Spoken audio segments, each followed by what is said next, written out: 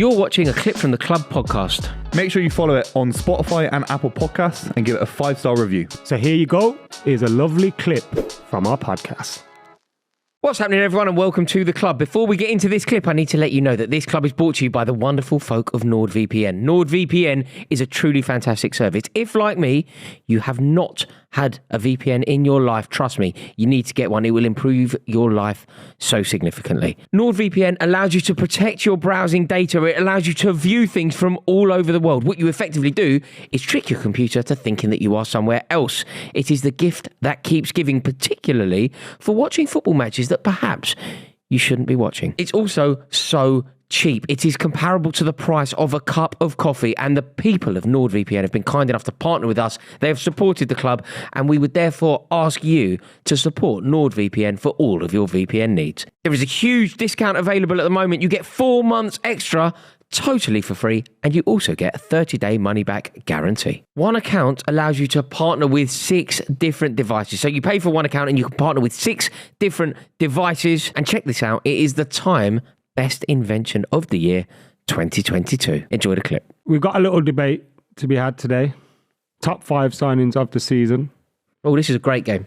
So we'll get stuck into it. Okay. Everyone needs to have their own top 5. Okay, can I just get one out the way? Oh, what, we think of our own top 5? Yeah. Let's just say, should we make it top 4 and Haaland, right? Yeah. Haaland and then top 4, Yeah. So we'll just name some notable signings first.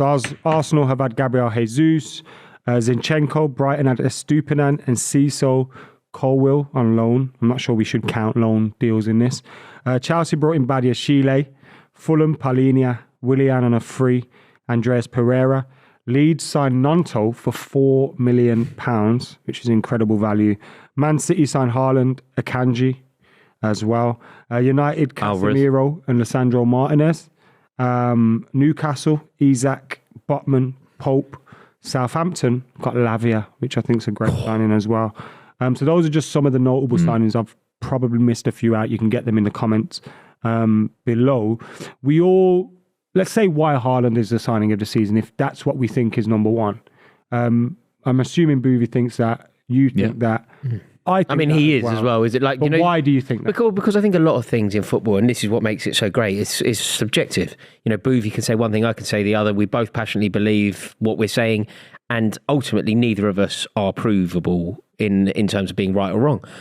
Whereas I think Erling Haaland just is the best signing. Like, you can't make a case for anyone else. Like, it's just completely impossible. There are some honourable mentions when talking about Haaland. There are some brilliant arrivals, but what Erling Haaland has done, he's come into this league, he's completely blown it open. He's like changed the definition of a good season. He's broken every record that you can put in front of him. He scored goals from day dot. I think it was West Ham very early in the season, like when he sat down and did the old yoga thing. I just think that he has totally redefined what good numbers are. And the amount of hat-tricks and whatever. That's a great tackle. That is an absolutely great tackle. Challenge. Whoever that was for Arsenal. Terrible shot. Is it Kivior? But it is Haaland, isn't it? The only reason, right, and I don't agree with this, but if somebody wanted to be a bit sneery to City or to Haaland or whatever, and again, I don't think it happens, but if City end the season with 1 trophy, which I suppose isn't beyond the realms of possibility. I feel like the league is going to be theirs, but let's say they don't add to the league. You could maybe use that. I disagree with you, but you could maybe use that as ammunition to say, well, Haaland hasn't delivered because what he was brought in to deliver was silverware. Yeah. The way when people go, well, Messi hasn't done it at Paris Saint-Germain because he was meant to take a European Cup there. Or Ronaldo didn't do it at Juve because he was meant to take a European Cup there. But for me, it just is Haaland. Yeah. We're talking Premier League as well. You obviously get to watch Haaland for your team every week. I've never seen anything like it, and I can't even sit here and say the aesthetic quality of this guy is that good. I think he looks a little bit cumbersome on the ball. We've said that for multiple... less and less so, isn't it? Yeah, less and less. He's getting better by the week, by the way. His first touch, coming in to receive the ball is fantastic. I've never seen anything like it as a football fan. I've never seen any player go to a club in the Premier League and instantly score the amount of goals that he's scored. It's unbelievable. And his seat, I don't think he's playing out of his skin, by the way. I think he's scoring the goals that he should do. I think if he missed an extra few every now and then, he's even on 40 goals a season instead of 50 plus, then that would be fair enough as well. I don't think I think the reason it's signing the season is because, all right, the first season's been fantastic. He's nowhere near his ceiling. He's nowhere near a developed striker. We see strikers develop 28, 29's prime striker time. He's got 7 years to get to that point. Do you know what though? But look, he may burn out quicker than anyone else. I don't agree. True, yeah, I don't agree with what I'm about to say here. But just to explore it, sometimes for strikers, the second season is very difficult because people are aware of you, people are doubling up on you, people know how you like to play, people keep you on a particular foot. You know, certain players have had amazing seasons, haven't they? Like in terms of goal scoring, nothing like Haaland, but there was Marcus Stewart, Kevin Phillips, there have been examples of players, but they found it difficult that second, third season. Obviously, I don't think that's going to happen to Haaland, but I think with Haaland as well, though, the sheer physicality of him makes it more difficult for you to find those plans. Yeah. He's a lot more taller, he's a lot more quicker, he's a lot stronger, he's a lot more than anyone else. Very smart. And there's so many his legs in weird positions. And there's so many other, in various other examples of an amazing season, you can try and nullify a particular striker because what you can do is you can double up on that player. Maybe Alan Shearer in his Newcastle team, that wasn't a particularly good Newcastle team. You could double up and really, really focus on Shearer because basically if you stop Shearer, you stop Newcastle. With Haaland, you can't do that. You can't think. Your game plan can't be stop Haaland because if you focus on Haaland, De Bruyne is going to get you, or Silva's going to get you, or Mahrez is going to get you, or Grealish is going to get you. So it makes Haaland's life a lot easier because you actually can't focus on him. So look, overall, it's just going to go from strength to strength. It's a really good shout because I think we've seen it with Guardiola. It's not a 4-3-3, the same formation week in, week out with one striker like we've had for the last 5 years. He's playing Alvarez around him. So he's actually giving Haaland the opportunity to play in a 4-4-2 sometimes, which is, as City fans, we've never seen that in the last 5 years. So Guardiola is a manager. That's why he's the best manager in the world. He's already thinking about how do I fit Alvarez and Haaland into that. For me, 3 of the 5 would be Man City players, not to be biased.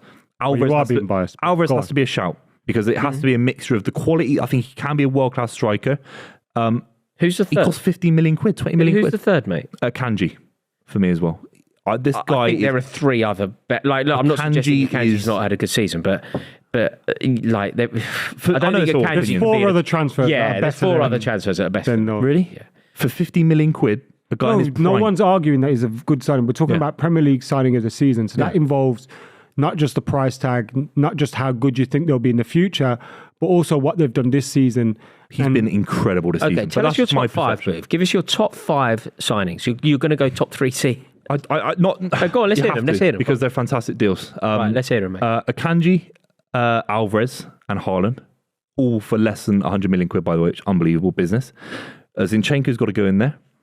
I was going to put Lavia in there because I think Lavia is a fantastic signing. You put Zinchenko in? I have to put Zinchenko in there because he's cheap, mate. He was cheap for them. But you've spent all game saying that he's soft and he's not a winner and he's not very good at left back. But for Arsenal, he has brought some leadership to that squad lacking leadership at Arsenal for the last 20 years. They've not won a league. Move, that's so contradictory for your whole...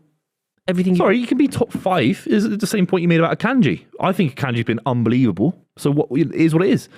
Zinchenko's been good for Arsenal to the point where he's changed Arsenal's backline. I don't think they'd be challenging. I think for the the impact of Zinchenko is also in the dressing room. Do you know? I think he's made say to me your top 5 again. Yeah. Say them again. Akanji, Alvarez, Haaland, Zinchenko, Lavia. So every single player has either been bought by City or signed from City. That's not. You're a mug. That's not a deliberate thing.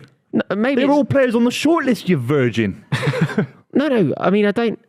Do you know? Is this just because what, you know? Lavia, all right, Lavia's an issue with you, then, is it? No. I haven't got an issue with that. I just think it's weird that you've gone no bias and they're either signed by. It's called coincidence. Okay. What's yours, Rory? I mean, Haaland, obviously. All of Chelsea's side. Yeah. I think it's Enzo Fernandez. Yeah. Badiashile is definitely up there. I mean, we go Levi Colwill at Brighton. Definitely deserves a mention here. Badiashile. Billy Gilmour was this? Billy Gilmour's had a great season. I'm going to go Mudryk because he's also involved at Chelsea, so that makes sense. And then I'm going to probably go for Joao Felix. So there's all of mine were justified. All of yours were terrible shouts. No, to try and do this. To try and do this properly. Do you know who's really caught my eye? Obviously, Erling Haaland is number 1. but in no particular order, the rest. Do you know who I think has to be on my list? Isak. He's on my list. I think he has to be on my list. Not only because of the season that he's had, but because of the way that he plays the game, I find like inspiring, and also because of the potential. Like, what on earth? You know that run? I know that it went viral, and it's so easy to like pick on a viral moment, but you know that run against Everton? Yeah, unbelievable. Like I mean, we've seen Messi, it before, but it's kind of Ronaldinho. Like you can whoever you compare it to, you are comparing it to the greats of the game. Like I remember Ronaldinho doing something like that, I think against Real Madrid. So Isak is definitely in my list here. I think he is like truly sensational. I think we have to put Casemiro in there, just because of the way that he revolutionised that Manchester United midfield. You know, the midfield has been such a problem. He's missed about a third of the season, hasn't he? Being petulant. Do you think that's an issue? The impact is huge. No, of course. Similar reasons for Zinchenko. Yeah, I'm being petulant in saying that. He's been unbelievable. He's world class. Oh, Jacques is at it again. Jack has got a honestly. Do you know? Honestly, Do you know who I would have said if is Aaron Ramsdale this season? He is. No. I think Aaron Ramsdale had a really good season until recently, where I think he's like really gone off the boil. Yeah, he's capitulated. Who else do I need to think about here? Who else is doing the business? Who else? I don't know. My five were Haaland at the top. I've got Casemiro in there. Isak, Zinchenko, and then I was flipping between Palhinha for Fulham and Lisandro Martinez for Man United. Palhinha's a really good shot. Yeah. Lisandro Martinez has been unreal for us, but obviously picked up the big injury recently. I'm so surprised that you've both put Zinchenko. Surely a Brighton player needs to get in there. The reason I say Zinchenko is because Mitoma, does that count? I think he changed the dressing room spirit. I think he's more so than playing. Who? Zinchenko. Who did you think I said? Why are you laughing? He wasn't listening to your point. That's what he was thinking about someone else. The reason I said Zinchenko is you didn't listen to anything you just said, Boris. He does it a lot. No, you didn't listen to anything you said. That's why he always makes me think I said Sage. Yeah, exactly. Just assume it's Rory. No, it's me. No. Scared me. Anyway. He just stares at you. Stop staring at people. Weird. Mitoma? Is Mitoma? Yeah, that's the. Jack just said it wasn't. Mitoma wasn't. When was it? Oh, last January. Cody Hakpo? No. Oh. Nunes? No. Come on, Nunes. Could get a barn door. Trossard did. Good January signing. They stopped playing him. If they won the league, maybe. He's only scored one goal in the league. No, but he's been brilliant.